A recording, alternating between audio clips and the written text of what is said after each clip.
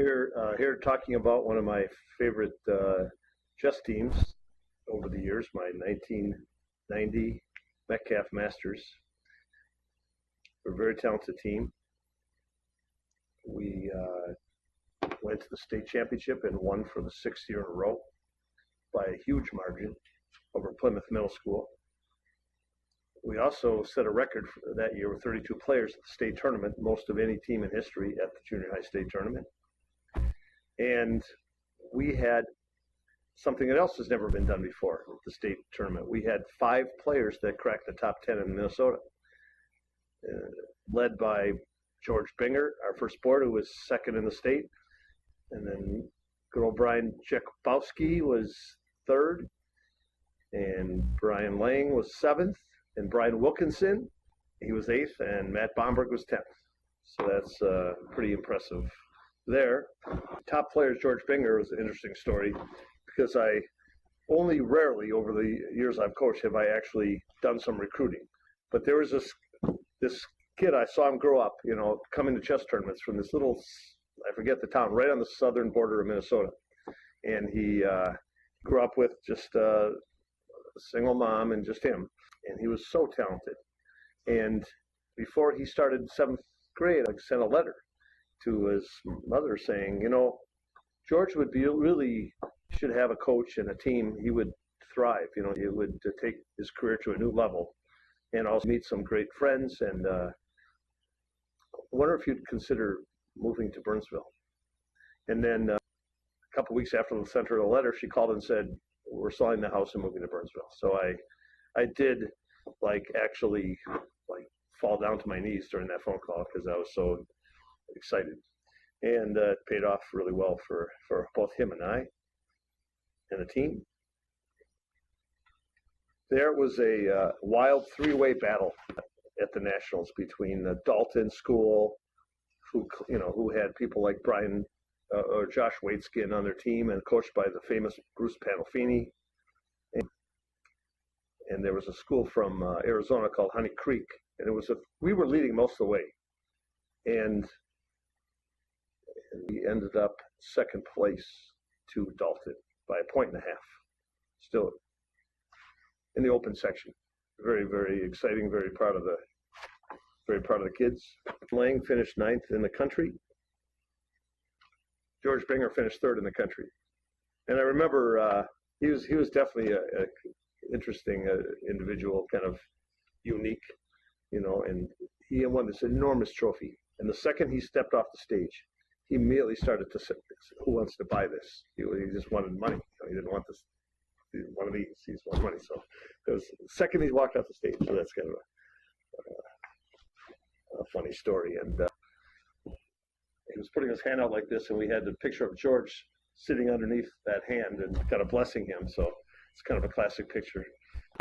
This one's 2nd in the country in the open section, and this is 2nd in the country in the junior varsity section. So that's pretty impressive. And this one, they used to, which I wish they did now, they used to have these picture trophies where you could take a picture of the team that, this is the team that finished the 1st place in Minnesota. And I see some great players there. Rob Knight and Josh Lamont. So Jeff Schinkel, Brian Jakubowski.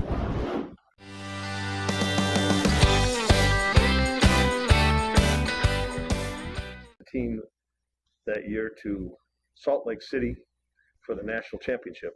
Beautiful city.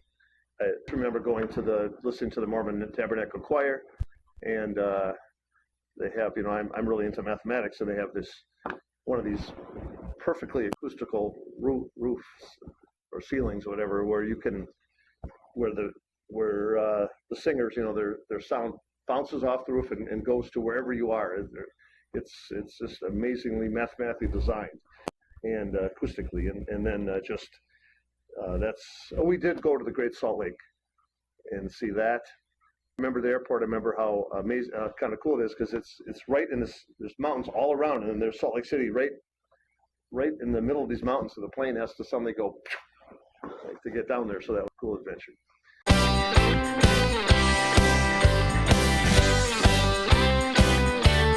Checked in with George Binger. You know, again, he's a unique individual. He's did professional gambling, and I think he's still into that.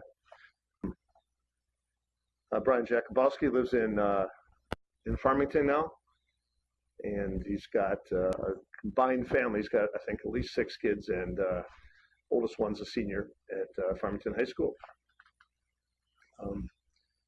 Brian Wilkinson is a very successful person in the computer field, lives in Edina. I currently teach all 3 of his kids privately. Matt Bomberg for a while worked for the Minnesota Saints, and they had one of the funnest times I remember. They had a chess night at the ballpark, and so I brought in a bunch of props, you know, some giant chess pieces and this and that. And now he's still working in the baseball industry for one of the teams, I think, in the lower level of baseball as a promotional guy. Story about Rob Knight, you know, he was probably the tallest kid we've ever had on our team, like 6'6", and I don't know how he does it, but he sells monkey suits, you know, and he makes a living selling those, you know, full, complete monkey suits. So that's interesting story about it. Josh Lamott works for the U.S. Army, and he's really going up the chain of command as far as promotions. Yeah. I wasn't surprised to see him as one of the national leaders in the Army someday. He was I still keep up with him, and very, very outstanding individual.